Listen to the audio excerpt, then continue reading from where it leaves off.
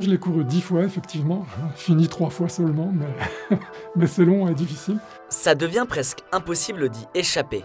Chaque année, fin août, il y a un événement sportif dont tout le monde parle, l'UTMB. Jean-Philippe Lefief est journaliste au Monde. Et il a déjà écrit ou traduit tous ses livres sur le trail. Pour lui, c'est simple. L'UTMB, c'est une course mythique qui a changé la course à pied. L'Ultra Trail du Mont Blanc, c'est une course organisée à Chamonix en Haute-Savoie, lors de laquelle les participants doivent faire le tour du massif du Mont Blanc, soit 170 km pour plus de 10 000 mètres de dénivelé positif.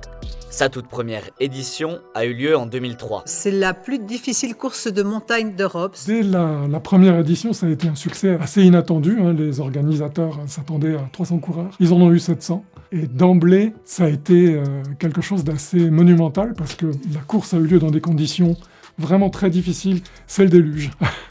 Enfin, une température hivernale, des trompes d'eau. La pluie, le froid, la nuit, rien ne les arrête ou presque. Ces coureurs de l'extrême sont prêts à tout pour réaliser leur rêve, faire le tour du plus grand sommet d'Europe, en courant.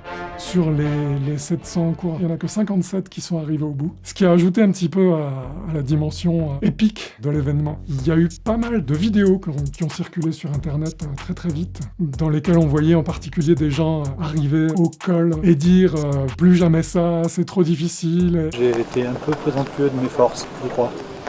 Donc on s'arrête ici. Je voulais aller jusqu'à 501, je voulais aller jusqu'à Chamonix, mais... Et en fait, c'est un petit peu ce que cherchent les coureurs d'Ultra Trail. En quelques années, le nombre de participants à l'UTMB explose. Aujourd'hui, la jauge est limitée.